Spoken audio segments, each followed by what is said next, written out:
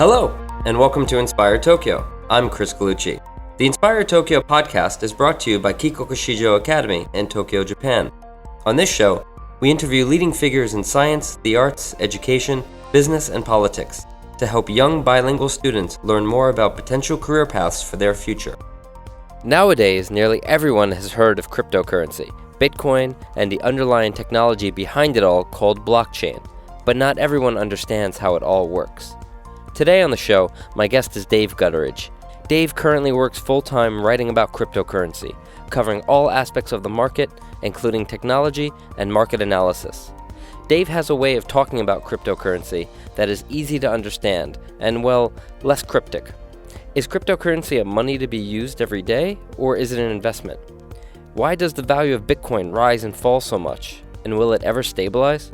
We cover all of these topics and much, much more. Finally, Dave offers some realistic expectations for what the future might look like with cryptocurrency. Hey Dave, how's it going? Good. Chris, how you doing? Not too bad. Happy to have you here today. Exciting topic, cryptocurrency or digital currency. Is there a preferred way to talk about it? Well, first, thanks for having me. And it's a good question to start with. Is there a difference between digital currency and cryptocurrency? Yes, I think there is. I don't think there's any really official designation or a dictionary distinction on the two terms, because this is all, of course, very new, however you look at it. And That's a true. lot of terms and a lot of ways of thinking about it are still being settled and open to interpretation to some degree. Digital currency, I think, would include just regular money that people are used to, yen, dollars, euros, whatever, being used digitally. I see, like a Suica card. Yeah, just like your Suica card, just like Line has a service, you can transfer money from one Line user to another and that kind of thing. I think all those things you could call digital currency, which basically is short for digital use of currency. Right. Whereas cryptocurrency, the crypto part is actually both important and not important. It's important in the sense that everything is cryptographically secure, which is a way of saying all the inputs and outputs and interactions are encoded so that they're kept somewhat private. I see. But, that part is largely invisible to the user. I see. Yeah. So is what makes then cryptocurrency special and different from digital currency, which is attached to yen and dollars, is what makes it special that encryption? Well, first, just to clarify, I think digital currency includes both cryptocurrency and regular. So I don't think you'd say digital currency for regular and then cryptocurrency separately. Everything can be done digitally. Okay. But within that, cryptocurrency, so the crypto part is definitely important. The ability to make sure that transactions are done in a somewhat private way is, of course, important to everybody. We don't want everything we buy to be made public, or if somebody could get on a computer and look up the right information to find out, your income and everything about what you spend and use. That would be no good.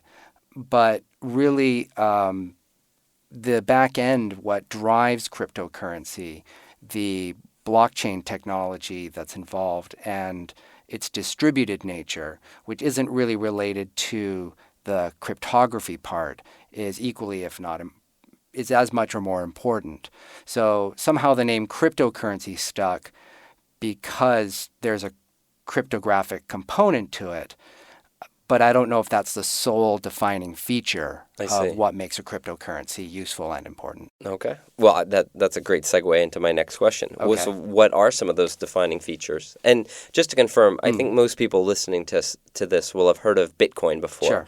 And just to confirm, Bitcoin is one type or one kind of cryptocurrency. Is that right? Yes. Okay. So Bitcoin is the most famous. It's also the oldest, and it's the one that started it all. So that's the one that is so common, it's almost synonymous with cryptocurrency, the same way that Kleenex is synonymous with tissues, Right. or Xerox is Does anybody use Xeroxes anymore? I don't think anyone I don't does. think so. Anyone knows what that is. Right. Xeroxes are synonymous with photocopies, just to complete my thought, but nobody listening to this has probably ever used a photocopy. Maybe a more recent example of this, someone says, I will Google this. What they actually mean is they're just going to search for it on the internet. Yeah, perfect. Exactly. Yeah. So Bitcoin is kind of like that. Whether or not it's completely to that degree, I don't know, but it's certainly the most famous and the one that kicked it off. So just to name a few others, there's another branch of Bitcoin called Bitcoin Cash, which, as I've mentioned to Chris before, it's the one that I like. There's another one called Ethereum, which is probably the next biggest one. There are some out there. There's one called Monero, which really focuses on making sure that everybody's interactions are completely private and secure, that no one can look into it.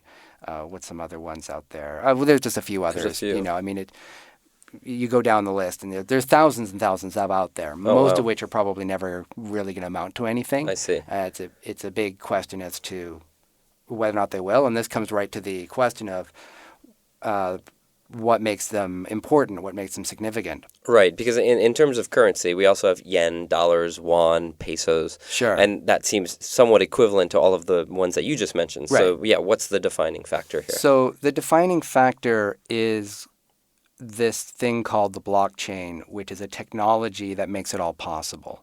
And the blockchain, without maybe getting into too many details just now, it allows for lots of computers all over the world. Anybody, technically you or I even, could get a computer and attach it to this network of other computers, and they're all sharing data on this blockchain so that there is no one central computer that handles the transactions that everybody does. So, for example, if I send you money through a bank transfer or a futokomi, that will go through a bank. I log into my bank account or go to my bank. I say, send this money to Chris. The bank handles that through their computers.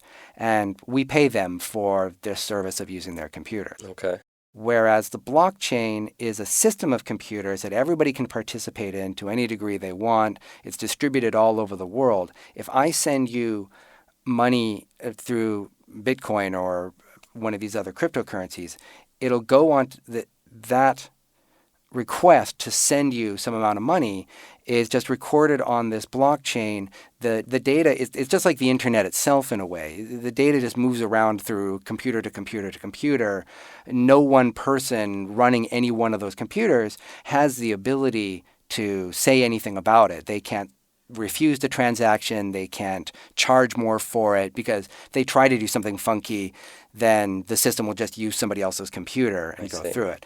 So there's kind of no middleman. There's really just computers between you and me, and unlike banks, computers don't care about profit or some of the people using the computers, they get little bits of money. That's something we could talk about later if you're interested in.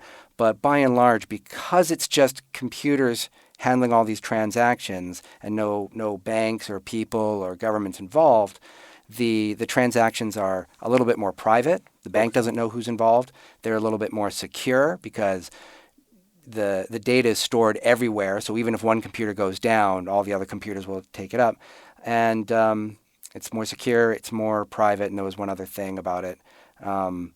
It's generally quicker too. Oh, right. Yeah, I mean, if you notice a bank transfer it has to be done during banking business hours, right? Which I don't know why, because the banks are using computers. So, do their computers shut down at 5 o'clock? I don't know, right? They need to take a break. Yeah, their computers get tired. I don't understand that. But the blockchain is it's just like the internet. Just like you send an email and it gets there instantly, the blockchain will transfer that just as soon as it gets the data. Worldwide as well. And it's worldwide. It's an international currency, not backed by any particular government. It's entirely made by and for the people. Its success and its failures are entirely tied to how much people want to use it. I see. And so this is a good lead-in. So its success lies in how much people want to use it and how much people want to trust it. Yes. Right. One of the reasons why most people trust yen or dollars is that it's backed by the government of that country. Right. And other governments recognize other countries' currencies. Right.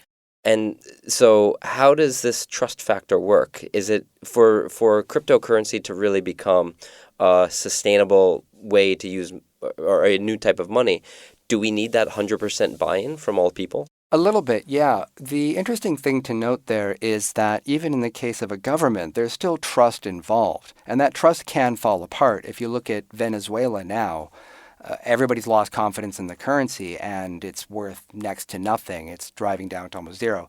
Zimbabwe, not so long ago, their currency fell apart to the point where it doesn't exist anymore. People in Zimbabwe don't have a national currency. They use currencies from other countries, which goes to show you that even with a government support, you still need people to actually believe in a currency. It's one of the strange sort of philosophical topics you can get down into, a bit of a rabbit hole of discussion, but all money is essentially just built on our belief that this money is going to work. And a government kind of steps in to add in a little bit more of that trust. Really, a government isn't just coming in and saying, this is reality now, this is money, we all have to use it. It's more like a government comes in and says, we're a bigger, more stable entity than anyone else involved here. If you have us backing it, then that should give you a little bit more trust. Right. You know, it's like somebody with just a little bit more pull than you also getting involved in the conversation, and they can add a little bit more. But they can't add an infinite amount of trust. Eventually, I mean, what happened in Venezuela and Zimbabwe is people stopped trusting the government as much as they stopped trusting the currency. Yeah. And so the whole thing just sort of falls apart. Right. Yeah. So coming back to what cryptocurrencies do is, in a way, they're being a little bit more honest about the fact of, hey, look, we all have to buy into this. We all have to trust it. If we don't, it's going to fall apart. That is totally true. That's true for everybody.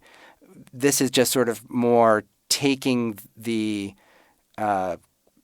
government's form of, I'm trying to think of the best word for this, the government's artificial inflation. No, inflation is sort of a weird word in the terms of currency because it might get confused with other things. The government's added legitimacy. Yeah, legitimacy for this currency. Yeah. So it seems like the use of cryptocurrencies, it's educating people on what currency is and why it's valuable, mainly in that everyone trusts in it. Yeah, I think so. I mean, for me personally, it's been a topic that, you know, I've looked into the ideas behind currencies and the politics of it and that kind of thing before. But when I started to get involved in cryptocurrency, I did have to take that step of really asking, well, what is this? And by looking at what is this, what is everything else? And you tend to sort of learn it. Now, in an ideal world, what all the advocates, the people supporting cryptocurrencies would like to see is a world in which people don't really have to ask that question, where Bitcoin and other currencies become so universal around the world that people just use it and they don't think about why. You shouldn't really have to worry about why your money is working. It should just work. It should just work. Yeah, but we're not quite at that stage yet because it's just, Bitcoin is only about 9 or 10 years old. A lot of other cryptocurrencies are out there are much, much younger. The whole thing is still very, this is a kind of thing that could be a very big step in terms of history and culture. 10 years is really nothing. This is, just starting out. So you used to work for a Bitcoin-related company, yeah, right? Bitcoin Cash in particular, not the Bitcoin currency, but the Bitcoin Cash currency. Well, that was so Bitcoin Cash is a branch. It's a different version of the Bitcoin name that everybody else is very familiar with. Okay. At its heart, a lot of at their heart, cryptocurrencies are a form of software. Oh. And just like software, you can make different versions of it, you can upgrade it, you can do lots of things with it. So within the world of Bitcoin, there was some disagreement among some of the people who make the software for it about the best way forward. So this split, in a way, of ideas happened in the middle of 2017. I happened to be working at a Bitcoin company right at the time when the split happened. And the company, being a company that deals in Bitcoin, they pay the employees in Bitcoin. They gave me the option. They said, what would you like to be paid in? At the time, I chose Bitcoin Cash, and I still believe that Bitcoin Cash, of the two choices about how this currency should be run, I think that is the better choice. At the time, did you have the option to be paid in yen, or it was either between the two? No, cryptocurrencies? the company's basically operates in Bitcoin. I It's an see. international company and blah blah blah. So I see. yeah, So how did that work? You lived in Japan. You were yeah, paid in a cryptocurrency. yeah. A lot of things that you pay for in Japan need to be paid for in yen. So Sure, can you sure. just talk about how that was? Yeah, it's really not that big of a deal in a way because for right now, for example, right now, if you're just being paid in, so right now I'm doing work, for example, for some companies. I do writing for online magazines and whatnot, and they'll pay me like through PayPal. Hmm. And PayPal has its own electronic systems where you basically transfer money from a bank account to another bank account with PayPal as a go-between. Okay. And if you want, you can use cryptocurrencies in the exact same way.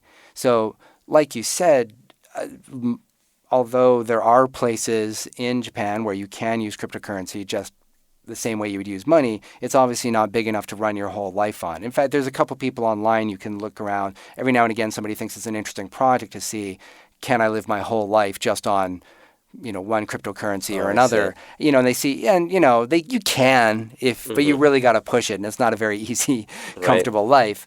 So I would like to lead a more easy and comfortable life. So what I did was I did buy and use cryptocurrency. I mean, partly I philosophically support it, so I want to see it in action. So I try and make a point of using it now and again to try and help get that ball rolling. But my landlord obviously does not want to take any Bitcoin. They Right. want yen. Hmm.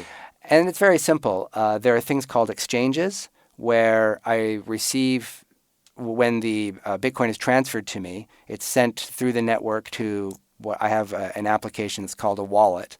And that's where I store the Bitcoin Cash that I received. I get it there, and then I take the amount that I want to convert to yen. And there's a couple ways I could do it. There are people who just meet in person and will buy coins for yen, Bitcoins for yen, or that kind Oh, of thing. Some really? people do that. Yeah, there are websites online. Um, I can't remember their names at the moment, but they're like sort of meeting forums where you can say, well, I'm in this town, I have this amount of Bitcoin to sell, or I want to buy this amount, and people link up that way, and then they arrange a time and place to meet, and that's usually the best way to do it in terms of cost because. Just by going through individuals, there's no overheads or There's zero there's costs zero involved. costs involved. So you get a good exchange rate that's fair and blah, blah, blah. The more common way, which costs you more because there is overhead and service fees and whatnot, is you do it online with an exchange where you're kind of doing the same thing. It's just that the exchange online, they give you They're creating convenience they're creating and convenience. security. Yeah, they hold a big bunch of that cryptocurrency and allow people to buy and sell out of their holdings. Right. But because they've got to take the risk of holding a certain amount of Bitcoins in order to help everybody do their trades, yeah, they charge a little bit of money for this service. Not much. We're talking like a few hundred yen. It's about the same as doing any kind of bank transfer, a furikomi or whatever. So it's not a bad fee in any way. It's just that it does cost you that 200 yen that you wouldn't pay if you're meeting an individual. I see. But that's what I would do. They would transfer the money to me. I would say, well, I need this amount of yen this month. I would just go to the exchange, get that amount out, and there you go. I see. Sounds easy. It is that easy. Well, Japan is one of the most supportive, one of the countries that is the most supportive of cryptocurrencies, possibly in the world. Obviously, I don't live in every country, so I can't compare totally, but this is what I gather from, reading about it and seeing what's going on. Some countries are outright hostile to it. Really? Yeah, I'm trying to think of an example right now, but there are countries that want to outlaw it or regulate it very heavily. There's some countries that outright ban the use of cryptocurrency inside their borders. And do you think that's because they're fearful of what might have happened in Zimbabwe or Venezuela? If people start trusting this digital or this cryptocurrency, they'll trust the local currency less and therefore trust the government less? Is that part of the fear? Yes, maybe. I don't know if I can speak to what the individual countries' fears are because I don't have any specific examples readily on hand right now. But yeah, in a way, what would happen is not necessarily the same thing that happened in Zimbabwe or Venezuela, because those currencies collapsed. And actually, Venezuela tried to make their own cryptocurrency. A lot of countries have done this. Oh, they try to really? make their own cryptocurrency, to try and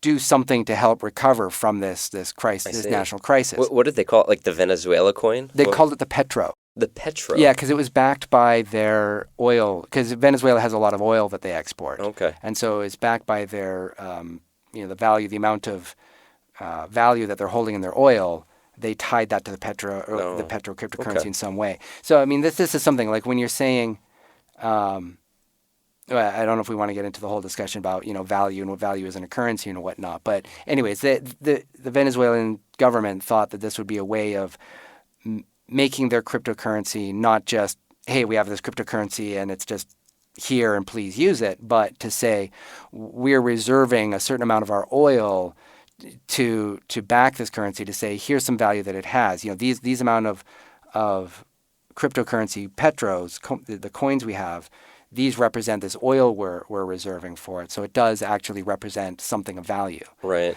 Didn't really work. Nobody bought into it. Okay. So, nobody likes the petro. Nobody likes the Venezuelan bolivar. I think I'm probably pronouncing it wrong. But, a lot of countries are against cryptocurrencies because more out of a sense of control. So I don't know if they're really that afraid that that the whole country is going to suddenly start buying and selling all their daily groceries and stuff in currencies. But it's more that you get capital flight. So if you're in this country, which maybe doesn't give you the freedom to have investments outside of your country, or possibly as a way of avoiding tax or whatever, if you have this cryptocurrency, it's a way for people to buy a cryptocurrency and suddenly move it around on the internet without the government really being able to watch or control it. Right. So they worry about people kind of avoiding obligations at home and I see. taking that away. But Japan is, like I said, it's been very, very progressive about it. Yeah, you mentioned this. So you also said that your landlord doesn't accept cryptocurrency. I haven't asked, to be you haven't- fair. well, you but never know. Maybe I should, but yeah. But in your daily life around Japan, are there stores, are there online shops that will accept cryptocurrency? Yeah, more and more. I mean, a lot of little shops will have it, because one of the things that's kind of happened now is just in general, there's a move towards RFID chips, the little scanners, like you would use your Suica to scan, at a cash register. Yeah. Or Line really wants to move people towards using QR codes to pay for things. So the company Line, what they really want to see is you go to a cash register and they just have one of those laser scanner things. You would hold up your phone and do that. You hold up a wallet that's connected to a QR code. Well, you would hold up, your Line app, which has, I see. Line points, which are tied. You can buy Line points with yen, so they're equivalent of yen, and da-da-da-da. Oh, it's almost in a way like they've got their own little Line currency. It's not Right. backed by a blockchain, but it's very similar type of thinking. The reason they do that, I think, is because they don't particularly want to be tied to credit cards or phones that have RFID chips on whatever. Everybody has a phone with a screen on it, so everybody can show a QR code. So that's sort of the most universal way. I see. That makes sense. Yeah. So as you see this kind of thing happening, like even as banks and companies like Line and convenience stores and everybody are all moving towards these digital ways of doing transactions, of buying and selling things, it's not that much of a leap then to just it's just really sort of a software change or an upgrade or something to be able to also accept cryptocurrencies, among other things, as well as say, you get point cards when you go to store. I don't know, you buy 10 things, you get a free one kind of thing. Uh-huh. People want to do that now with apps like stores like Muji and stuff. And Pico Camera, they all have apps now instead of the card. Oh, that makes sense. Yeah, everybody's just kind of going online, and so it's just really, really easy now. Once all the stores have the digital scanners and the things, it becomes real easy to make just anything possible. True, but so that's the hardware bit. I guess the harder thing to put in place to get these stores to accept the digital currency is the belief that it has value. Yes, exactly. Right, and I guess that falls on, if it's a larger company, the board of directors or the CEO, right? Yeah, exactly, yeah. Somewhere there's a group of old Japanese men sitting around green tea kind of humming and hawing about what the new cryptocurrency thing is. Are there any large Japanese companies that have already made the leap and said, yep, we accept this, we trust in this? So I just heard recently that one of the chains of convenience stores is actually going to start accepting cryptocurrency. I don't want to name names, but I think one of them is. And it's not so much because they're so into the idea of cryptocurrencies, but what you've got going on is there are actually banks in Japan are surprisingly kind of into cryptocurrency as well. The main one, there's a bank called SBI Holdings, which the SB in SBI stands for SoftBank, which everybody will know is the phone company, the mobile phone company. But I think they created this SBI Holdings bank as a separate division, and then it became big on its own, and I don't know if it actually still is the same company or not. Anyways, they're one of the larger online internet banking, one of the largest online internet banks in Japan. And they're really big into cryptocurrency, and Bitcoin Cash is one of the ones they really like. They have associations with convenience stores and whatever. Like you go into the convenience stores, the ATMs, what banks they support is all a negotiation between. Yeah, there's a contract behind that. There's contracts. Yeah, these people all have relationships with each other, and far more complicated than I'm sure you or I will ever really know and appreciate.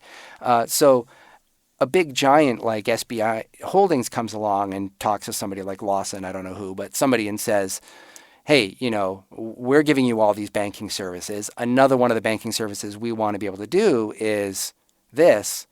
Will you help us out? And I'm sure there's some kind of give and take, whatever. But yeah, again, because like we were just talking about, the hardware is already there and stuff. It's not that big of a leap for Lawson. Lawson says we like the relationship with SBI Holdings, so it starts to work out. And they have tens of thousands of locations. They have tens of thousands that now accept this currency. Yeah. I don't think it's actually launched yet, but right. But that's kind of how it would work. That's kind of how it's going on. Yeah, and it seems to be just coming down the wire. It's just sort of a matter of time before these things.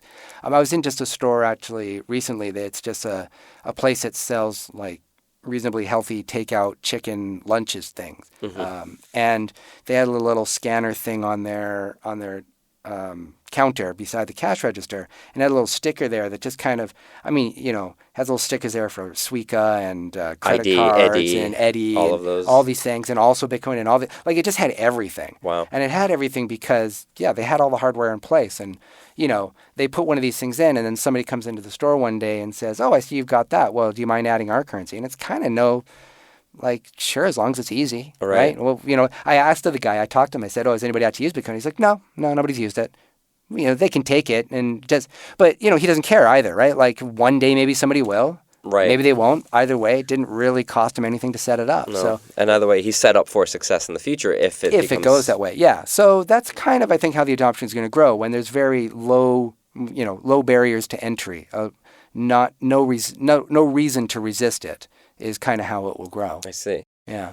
Speaking of growing, a lot of people talk about cryptocurrency as an investment, and you hear stories about people that made a lot of money on it. Yeah. Can you talk briefly about, is cryptocurrency an investment or is it a currency? Yeah. Okay. So, maybe it's not a quick answer. Yeah, I don't know if I can. Well, actually, no. I think we can separate it out because some cryptocurrencies are an investment. So what some people realized was that this whole blockchain thing can be used so that instead of buying, so people talk about tokens, token being just one unit of whatever cryptocurrency you have. People realize that these tokens could not just be used as digital coins in a sense, but also as stocks. So I have a company. Again, blockchain software is all open source and anybody can make one and whatever. So I've got a company and I want to issue stocks, but I don't want to go into the stock exchange because that requires so much. You've got to jump through all these hoops and paperwork and legal requirements, all this stuff. What if I just sold a bunch of these tokens instead and got investment that way? As that kind of thing started to happen, the government started to get involved, and there had to be some assurances. Okay, if somebody buys a token in this company, there has to be some legal way for them to actually, prove that this is a meaningful ownership of the company. You can't just sort of like sell you a token and be like, well, yeah. Good luck with that, right? Yeah. Just kidding. Just kidding. Yeah. So some are used as stocks, and as stocks, they are used as just purely an investment. The one I like, Bitcoin Cash, is trying to be just a currency. And there's actually a legal definition. I think it's called the Howard. I'm not remember. There's a legal precedent which there's kind of certain criteria. You can say this is something that's a security or a stock, or it's a currency. I see. And you separate those two out. So just for the moment, putting aside the ones that are specifically designed to be stocks in a company, we've got the currency ones. Now, the currency ones, their value goes up and down. And people do this with regular currency as well. I have a friend that she buys sometimes US dollars and will wait a little bit until the rate of exchange between the two changes, and then she'll move the dollars back into yen, hopefully for a little bit of profit. Now, the thing is, because you're dealing with super stable currencies like the yen and the dollar, the amount of variance, goes up or down by, 1, 2, 3, 4, 5%. I don't know, right? Maybe into crazy, and depending how long term, maybe 10% or something, right? When you're buying and selling Bitcoin, it's the exact same thing. The value of Bitcoin is going up and down relative to the currency you're buying it from. But the thing is, because it's so much less stable than other currencies, that variance is so much higher. So for an example of the variance, Bitcoin was worth about 200,000, one Bitcoin was worth about 200,000 yen in and around July of 2017. Okay. And then it was worth 2 million yen in December.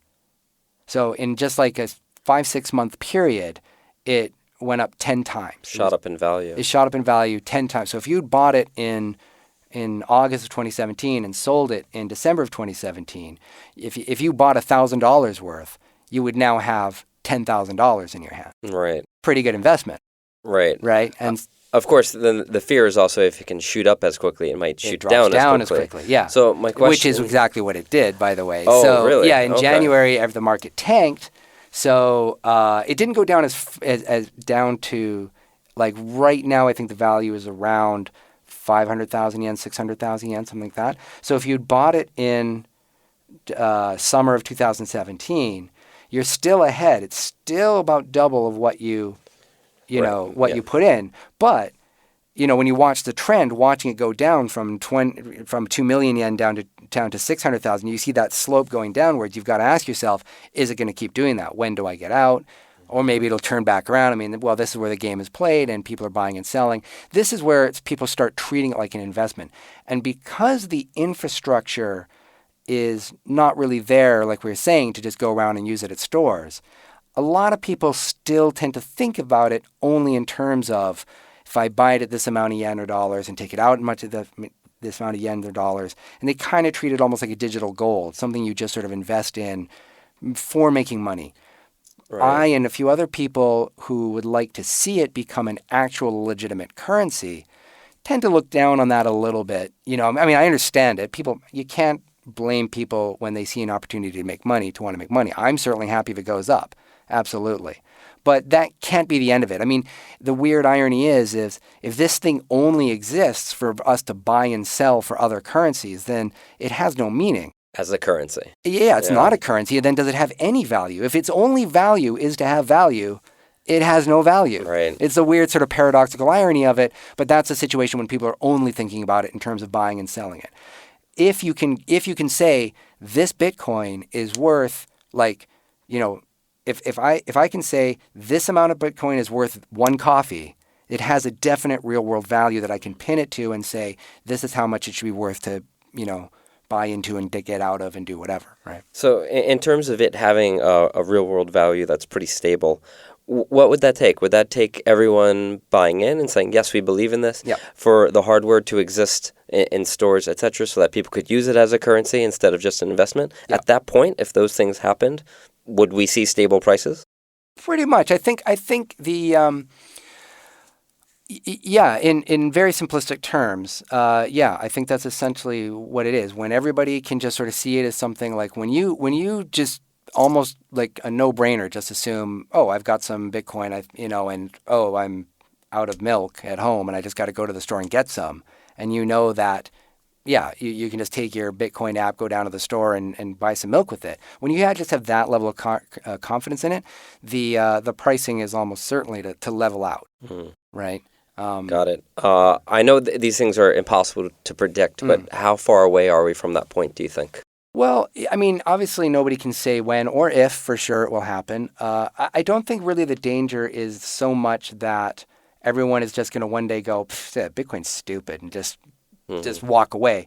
The danger is more likely that somebody might come along with a slightly better working version of Bitcoin, another cryptocurrency that is, for whatever reason, just has some better aspect to it. And then that will play. I think the idea of cryptocurrencies in general is here to stay. I don't think anyone really denies that this is a factor. But there's lots of details within that could change and affect how this all grows.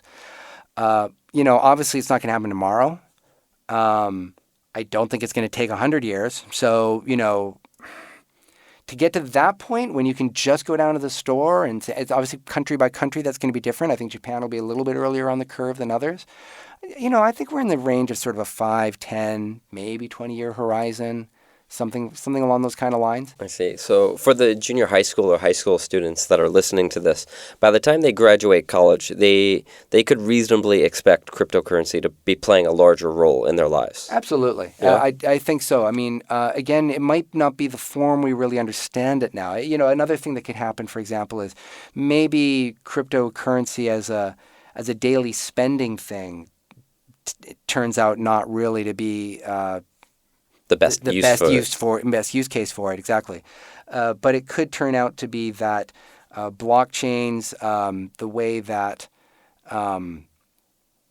certain kinds of transactions or way data is stored, or I know I'm being very vague, and that's probably a little bit frustrating, but we may just see it evolve in a slightly different way. Right. I think I understand. So as the technology develops, and as I mean, with any technology, humans will use it in whatever Crazy way they ways. can innovate. Well, if I could take a little analogy that people might be sort of amused with, that I think might sort of help explain it. Sure. I mean, I remember when I was, of the age of people probably listening now, sort of in high school and whatever, and at that time, we had cell phones and we had digital cameras.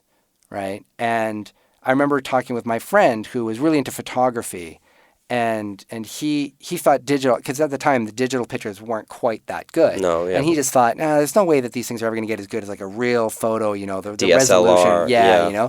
And I was like, no, eventually digital is just going to, it's just a matter of degree. It's just going to get better and better and better. And eventually, chemical photography is just going to get wiped out. Everything's going to be digital.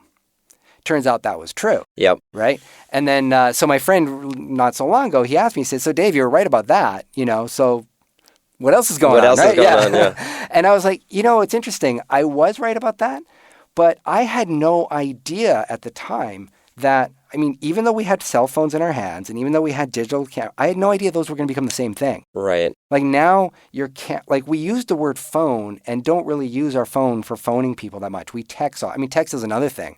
Nobody imagined that anyone would ever want to replace calling up someone and just talking with texting, because in a lot of ways it's more inconvenient to sit there typing with your hands than just speaking. And yet now I'm certainly, I don't think I'm alone in this. I get weirded out when people phone me. It must be some sort of disaster. I'm nervous. Yeah, I feel like it's this. Yeah, disaster. Something's there's an emergency. Wrong's going on. Yeah. So even though we had at the time, we were using texting on computers, and there was things called Usenet and whatever, which is really dating me, but there were all these technologies at the time that you would look at and go, well, yeah, we knew the future was there. We knew people were going to use more cell phones. We knew digital photography was going to be a thing. We knew, email and text messaging, there was something to it. But nobody knew that we were going to stop calling each other and start texting. Nobody knew your digital camera was going to be on your phone. Nobody knew that you were going to stop using your phone as a phone and just use it to look up cats on the internet and things like that. Right. So so which is all just a way of saying it's possible to kind of know which way the future is going without knowing what it's going to be. And that's where we're at with cryptocurrency. It's definitely here. It's definitely technology that everyone's excited about. It definitely has a very, very concrete use. But in 10 years, when the listeners of this are going to be graduating, it's going to be there. It's going to be a thing. I can't tell you exactly what you're going to be doing with it. That is exciting. But it's fascinating. Yeah. I mean, it's a real opportunity. So, I mean, a lot of the kids, I think maybe if they're going into university now, I'm sure there are courses now about blockchain technology. Certainly if you get into any kind of programming, computer science, that will be one direction to go in, which would be immensely profitable in the future. There is definitely going to be jobs and work to do that. But there's also going to be social changes and stuff because of it. So who knows what it's going to be, but it's definitely going to be fun. That's great. So for kids entering college, perhaps those courses will become available to them. For those that just want to do extra reading on the side and learn more about cryptocurrency, you work as a journalist. You read about this stuff all day long. Yeah. I'm sure there are credible sites and sites that don't give the best information. Do you have any go-to places where you get your information about this stuff? I'm really sorry to say that I wish I could recommend better sites because I had a really good opportunity because I was working at this company. I knew nothing when I started at this company, but it was a great opportunity because I was just doing design type stuff and whatever, and I would just go in every day and be like, well, because they were asking me, can you do a graph about this service or a thing about this? I'm like, well, what is this? I don't know this thing you're asking me to make a graph of. And I was just able to ask people who were there working in the business all the time to say, well, what is this and what is that and how does that work? And they were really great guys. They would pull out whiteboards and wanted to explain it to me and da-da-da-da. So unfortunately, because I didn't have the experience myself of just sort of going out on the net, I don't have that depth of knowledge about where the great resources are. I see. Here's what I can tell you, though.